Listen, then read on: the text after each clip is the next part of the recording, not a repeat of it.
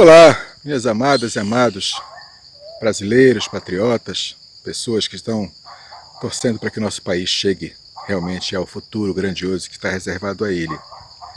Eu quero, antes de mais nada, ressaltar que esse vídeo não tem nada de ideológico, não tem nada de político, não tem nada de partidário. Esse vídeo simplesmente é uma constatação de fatos proféticos, de coisas que têm sido faladas e trazidas sobre nossa nação, sobre o Brasil, ao longo dos últimos anos, e que eu creio que realmente elas se refletem na realidade, na vontade de Deus para o nosso país, para o nosso povo. E apesar que muitas vezes nós não enxergamos isso por obra e graça do nosso chamado complexo de vira-lata, tão bem identificado por um escritor dos tempos antigos, a gente não consegue enxergar, mas o nosso país tem um futuro grandioso, nosso país tem um passado do qual nós deveríamos nos orgulhar, desde o descobrimento, desde os tempos do Império, e até bem recentemente o Brasil já tem muita coisa para se orgulhar. Você pega um país como os Estados Unidos, eles têm a história da Guerra da Secessão, das guerras do tempo da independência, e eles se orgulham. E o Brasil, infelizmente, não tem esse hábito de se orgulhar. Mas eu quero dizer uma coisa para você. Uma coisa que eu tenho certeza que Deus tem confirmado cada dia mais no meu coração. O Brasil, ele está destinado, ou melhor dizendo, como disse o ministro Paulo Guedes, o Brasil está sentenciado, está condenado a ter sucesso. O Brasil está sentenciado a ser a próxima superpotência mundial. Se surpreendeu com essa declaração? Pois eu digo que eu tenho certeza que isso vai acontecer. Olha só, vamos analisar um pouquinho a nossa história, porque quando a gente conhece o passado, a gente consegue entender melhor o que está reservado para o futuro. O nosso mundo ele já teve várias superpotências, várias grandes poderes, vários países com poder acima da média. Lá no livro de Daniel, quando o rei Nabucodonosor tem o sonho com uma grande estátua, com a cabeça de ouro, com peitoral de prata, com bronze, ferro e terra, e aquele processo todo que Deus revelou para Daniel que aconteceria, que são os reinos, e que Daniel explicou, olha, Nabucodonosor, a cabeça de ouro é o teu reino, que é o reino rico, é o reino próspero, é majestoso. O peitoral de prata é um reino que virá depois do teu, que é o Império Medo-Persa, que também é precioso, também é valioso, mas já não vai ter o mesmo valor da cabeça. E aí vem a bronze na cintura, aí vem as pernas de ferro, aí vem os pés de ferro misturado com barro, que são os reinos que ainda virão, que basicamente seria a Grécia, o Império Romano e o Império que viria depois do Romano, que é o que nós estamos agora, que é onde são os pés, que é ferro misturado com barro, ou seja, é um reino que ao mesmo tempo que é forte, é fraco. E é o que nós estamos agora. Então nessa passagem de Daniel, nós vemos que o mundo já teve as superpotências, né? Isso lá em Daniel fica definido. Se a gente analisar a Bíblia no aspecto mais amplo, a gente vai ver que logo no começo, lá no livro do Gênesis, a Babilônia era o grande império, que era onde o próprio Nimrod, descendente de Noé, foi até lá para construir a Torre de Babel e fez grandes realizações, foi considerado um grande guerreiro, um grande herói, e fundou a própria Babilônia, fundou Nínive, e era o grande império daquela época. Quando a Babilônia foi praticamente dizimada, porque o povo se espalhou, e o livro do Gênesis explica esse espalhamento, essa diáspora do povo, como sendo o momento que as línguas foram confundidas, e aí aquele grande império babilônico se esfacelou. E aí veio o Império Médio-Persa, um pouco longe dali, já em terras africanas, houve o Império Egípcio, que foi uma grande potência no seu tempo. Houve a Etiópia, que era uma grande potência, tanto que a chamada Rainha de Sabá, que foi visitar o rei Salomão, era nas terras da Etiópia que ela reinava, e que era um grande reino daquela época, rico, poderoso. Pelo lado do Oriente Médio, é aquela sequência que nós já falamos, Babilônia, Medo-Persa, depois os gregos dominaram, depois os romanos dominaram, depois os ingleses entraram lá, já no século XVIII para o século XX, que os ingleses pegaram uma grande fatia daquele continente, desde a Índia e a Oriente Médio, E os grandes impérios foram se sucedendo, né? Depois do Império Inglês, que foi na época das grandes navegações, em que Portugal foi uma grande potência, Espanha foi uma grande potência por causa da navegação, Holanda foi uma grande potência, a Inglaterra era a maior delas. E a partir da última Guerra Mundial, a partir de 1940, 1945, esse sistema todo foi por terra, caiu. E duas potências se levantaram, uma no Ocidente e uma no Oriente. Lá no Oriente, por trás da cortina de ferro, a extinta União Soviética. E do lado daqui da cortina de ferro, no Ocidente, os Estados Unidos, que tem sido a grande superpotência durante esses últimos 80 anos, desde os anos 40 até agora. Os Estados Unidos, depois das últimas eleições, em que Trump saiu e que assumiu um governo fraco, um governo que não tem realmente se revelado à altura daquele cargo, os Estados Unidos têm perdido o protagonismo dele.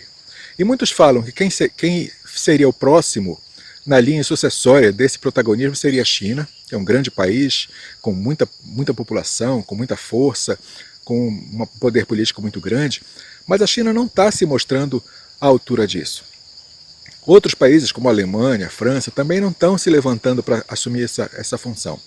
E quem que está despontando como um possível sucessor dos Estados Unidos como a grande superpotência mundial? O Brasil. O nosso querido e amado Brasil. Ele tem se levantado como sendo o candidato perfeito a ser a próxima superpotência mundial. E agora, fora um pouco desse aspecto histórico-político que eu levantei aqui para poder ter um pano de fundo para o que eu estou falando, vamos para o lado espiritual da coisa. Tá? Do lado espiritual, o que acontece? No início dos anos 2000, lá por 1999, 2000, 2001, 2002, houve um grande mover profético sobre o Brasil, em que pessoas, inclusive de fora do Brasil, vieram para cá ou falaram de fora daqui. A evangelista americana, em 2014, proferiu uma palavra sobre o Brasil que ficou famosa nesses últimos dias, profetizando sobre o Brasil. Mas o que me chama mais atenção é outra passagem, outra pessoa. Aqui mesmo em Belém, onde eu moro, lá por 2001, 2002, mais ou menos, passou por aqui um homem de Deus, um profeta de Deus, chamado Mike Share. Esse Mike Share estava morando lá no sul do Brasil, se não estou enganado, em Londrina ou Curitiba, lá para o sul. Mas ele veio para Belém para um simpósio, para uma conferência. Eu tive o prazer de conhecê-lo pessoalmente, de orar junto com ele, participar de reuniões e cultos onde ele estava. E ele revelou para nós uma visão, uma profecia, um entendimento que Deus tinha dado para ele sobre o Brasil, antes que ele viesse morar no Brasil. Deus tinha mostrado para ele um grande mover do Espírito Santo. Grande, gigantesco mover do Espírito Santo sobre o Brasil. E o Mike Share ficou perguntando, mas Deus, nós aqui nos Estados Unidos estamos te servindo há tanto tempo, já tivemos grandes moveres aqui, já tivemos o levante lá da Rua Azusa, lá em Chicago, grandes moveres do Espírito Santo aqui, e agora nós vamos perder esse protagonismo, Deus. Outro país vai passar à nossa frente? Deus disse, vai e vai ser o Brasil. E aí o Mike Share questionou, mas Senhor, qual a importância desse mover que vai haver no Brasil? Qual é o tamanho desse mover que vai haver no Brasil? E Deus disse, Mike, você sabe alguma coisa sobre as cataratas do Iguaçu, que fica no sul do Brasil, já na fronteira com o Paraguai, Argentina? Você já ouviu falar das cataratas do Iguaçu? Aí o Mike disse, olha, já ouvi falar, Senhor. Não conheço pessoalmente ainda, mas já ouvi falar. Ele disse, sim, Mike, e você conhece as cataratas do Niagara, Niagara Falls, que fica na fronteira entre Estados Unidos e Canadá, na cidade de Buffalo. E o Mike disse, sim, eu conheço as cataratas do Niagara, já estive lá antes. Aí Deus perguntou para o Mike, Mike, você sabe a diferença de tamanho, de intensidade de águas entre a catarata do Iguaçu e a catarata do Niagara? O Mike disse, não, Senhor, eu não sei a diferença, eu não sei qual é maior, qual é menor.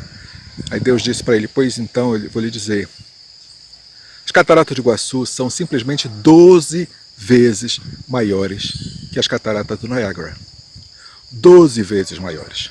Bom, Para quem entende um pouco de Bíblia, eu acho que eu não preciso nem dizer da importância do número 12. Eu vou fazer um vídeo qualquer dia desse sobre a numerologia na Bíblia. Não aquela numerologia cabalística que o pessoal fala por aí, não.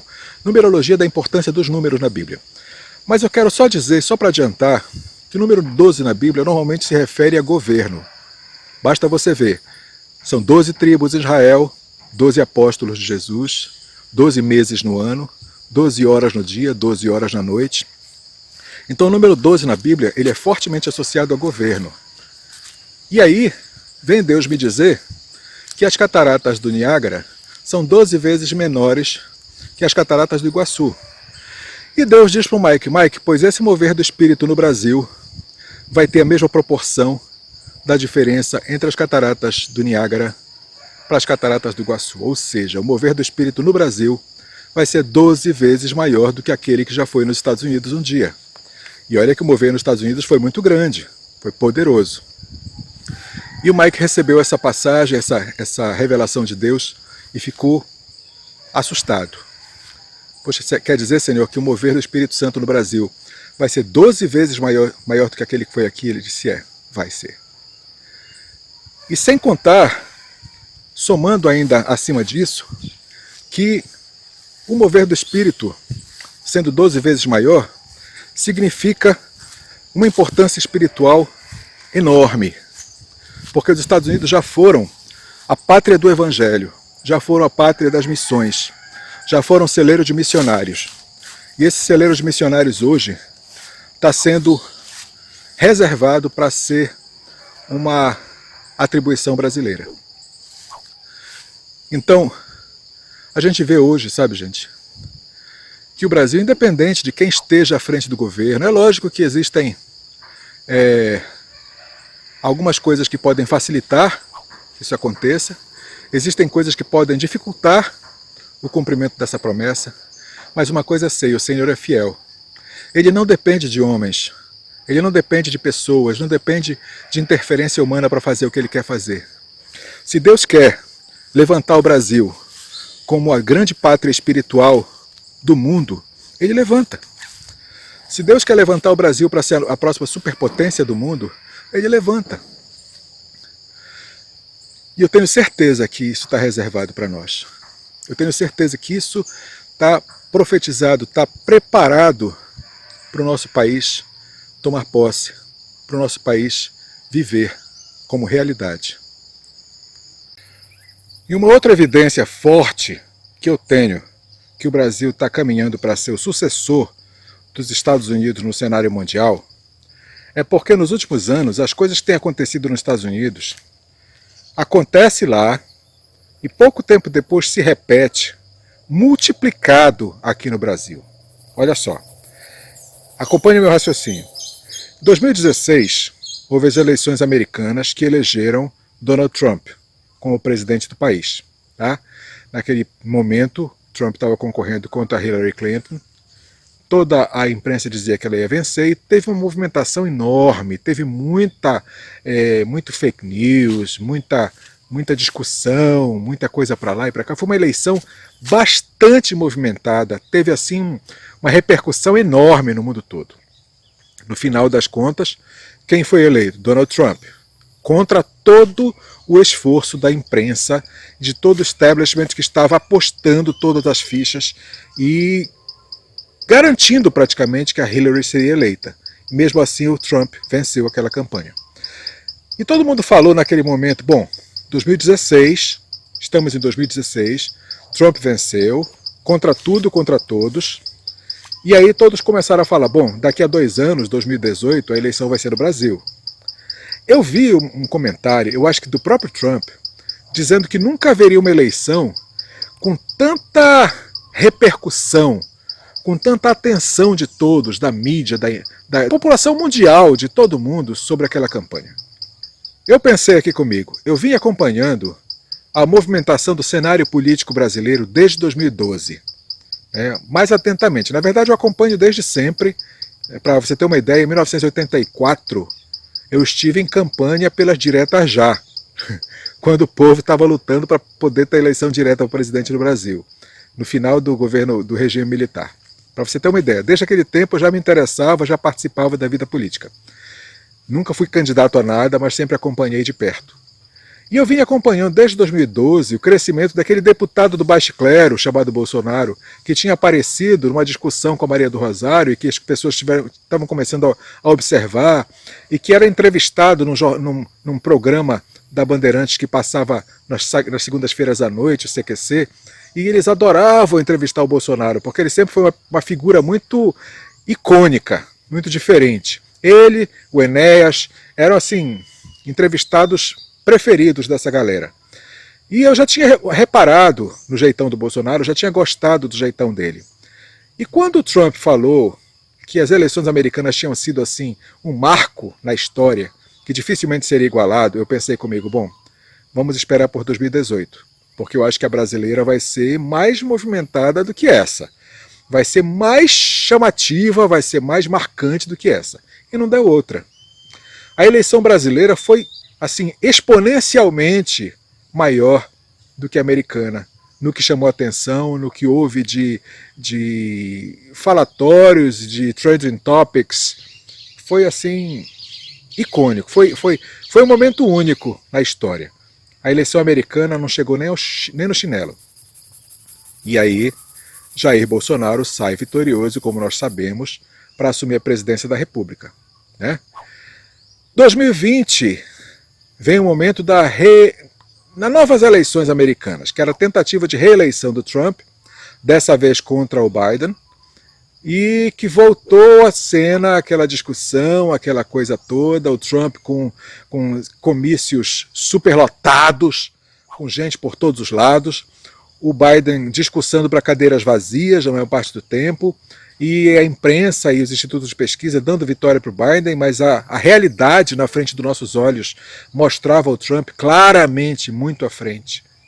E aí veio o que veio, né? Aquela movimentação, aqueles votos através do correio, aquela dúvida toda, aquela celeuma toda que ficou com relação à apuração daqueles votos, que nunca foi respondida a contento.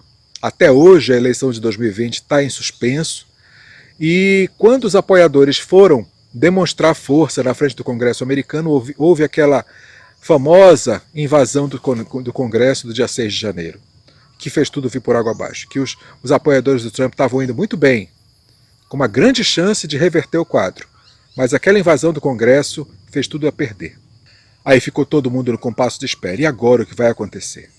As eleições colocadas em xeque, em dúvida, e o que pensava-se que talvez pudesse reverter esse quadro não reverteu, e ficou tudo como estava. E aí vieram as atenções para o Brasil de novo. 2022 teríamos eleições no Brasil. E novamente disseram, bom, não tem como ter uma celeuma tão grande quanto a que teve nos Estados Unidos em 2020. 2022 está aqui, nós estamos ainda nele. Estamos passando por um drama muito maior do que o que foi lá nos Estados Unidos. Ou seja, a grande potência mundial que é os Estados Unidos, nem para chamar a atenção do mundo, está conseguindo superar o Brasil. O Brasil está ficando na frente, está colocando os assuntos mais em evidência, muito mais em evidência, do que os Estados Unidos, que são a nação que praticamente encabeça o cenário mundial ainda até hoje. O Brasil hoje já é líder no cenário mundial em várias áreas. Na parte de alimentos, na parte de produção de alimentos, tanto pecuários, agropecuários, o Brasil já é um líder. O Brasil já é um grande fornecedor do mundo. Basicamente, o Brasil alimenta 2/3 da população mundial hoje. O Brasil tem o potencial de ser um dos maiores produtores de petróleo do planeta. Sabe por que não é? Porque durante muito tempo nós ficamos só com uma empresa explorando o petróleo do nosso solo, a Petrobras. Só a Petrobras. Porque aqui na Arábia eles têm todo aquele dinheiro dos dólares do petróleo, porque eles estão milionários, bilionários, trilionários com o dinheiro do petróleo, porque lá eles têm inúmeras empresas trabalhando lá, mais de 60 empresas perfurando lá o solo e explorando petróleo. E aí eles têm facilidade de poder investir, de poder fazer poços e mais poços e mais poços, e tem muito petróleo jorrando do chão deles. O Brasil tem provavelmente, com certeza, eu poderia dizer, mais petróleo do que eles têm. Mas só uma empresa perfurando, só a Petrobras, não tem como dar conta. Se o Brasil abrisse esse mercado para mais empresas de fora do Brasil, com certeza iria jorrar petróleo até não se conseguir mais, e o Brasil seria infinitamente mais rico que qualquer país das Arábias, que qualquer sultão das Arábias. E a gente está atrás por causa de politicagem, que não permite que outras empresas entrem aqui e querem manter só a Petrobras. A gente tem, além do agronegócio, além do petróleo, nós temos minérios à torta e à direito, minérios para todos os lados. Temos o ouro, não é só o de Serra Pelada não, tem ouro em todo lugar, em muitos lugares. Tem ferro, Carajás, é impressionante a quantidade de ferro, tem montanhas praticamente de ferro puro nos Carajás. Tem manganês, tem bauxita, tem o nióbio, que é um mineral tão precioso nos dias de hoje. Tem o grafeno, que está cada dia mais sendo valorizado, está sendo usado até nessas vacinas, está sendo usado grafeno, óxido de grafeno. E o Brasil tem grande quantidade de tudo isso. Então o Brasil está com tudo nas mãos para saltar com um salto gigantesco na frente de todos esses países, por tudo que nós temos aqui. O próprio presidente ele fala sempre, tudo que nós temos aqui, e somos uma nação pobre, é injustificável. Você pega uma nação como o Japão, como Israel, que não tem nada, um solo que praticamente não tem um mineral, não tem riqueza nenhuma natural, e são países ricos, porque tem um povo que trabalha, tem os governantes que governam para o bem do povo, e aí são países ricos, mesmo sem ter nada. Nós temos tudo aqui. Por que não somos até hoje um país rico? Porque nunca tivemos governantes que nos ajudassem a chegar lá. O nosso povo foi ensinado a ser esperto, Lady Gerson, do jeitinho brasileiro, se aproveitar de tudo e não a trabalhar, suar a camisa e produzir. E que se fizerem assim, a gente chega lá. O Brasil está com tudo nas mãos. A próxima superpotência mundial, economicamente, politicamente, financeiramente, principalmente espiritualmente, é o Brasil. Nós estamos na terra da fartura, na terra da promessa, na terra das realizações. E não temos aproveitado disso. Temos a chance de chegar lá. Vai depender dos nossos próximos passos, vai depender das nossas próximas escolhas, vai depender dos próximos momentos, quem estiver à frente, de fazer as coisas acontecerem. Acima de tudo, tem que estar nosso vínculo, nossa aliança, nossa comunhão com o Deus, com o Pai eterno, Pai da eternidade, Príncipe da paz, Criador de todas as coisas. Isso tem que estar acima de tudo. Mas abaixo disso, que aqui, entre os homens, nós façamos a diferença, produzindo, abençoando, ensinando a nossas gerações a forma correta de fazer, para chegarem à prosperidade, à bênção e à fartura que está reservada para nós. Por isso que eu não tenho dúvida, o Brasil, se ainda não é, brevemente vai ser a próxima superpotência mundial, e provavelmente a última delas, porque o Senhor está voltando.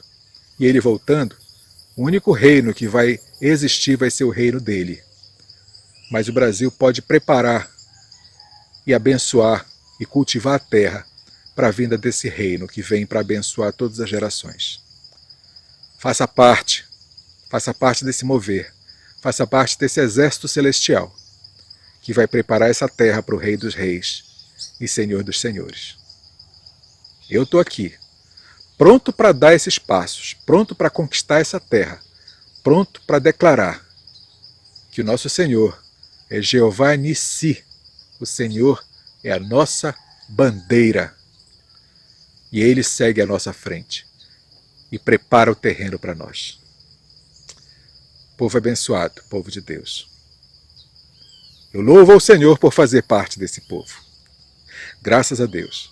O Senhor te abençoe e te guarde, faça resplandecer o seu rosto sobre ti e te dê a paz. Amém?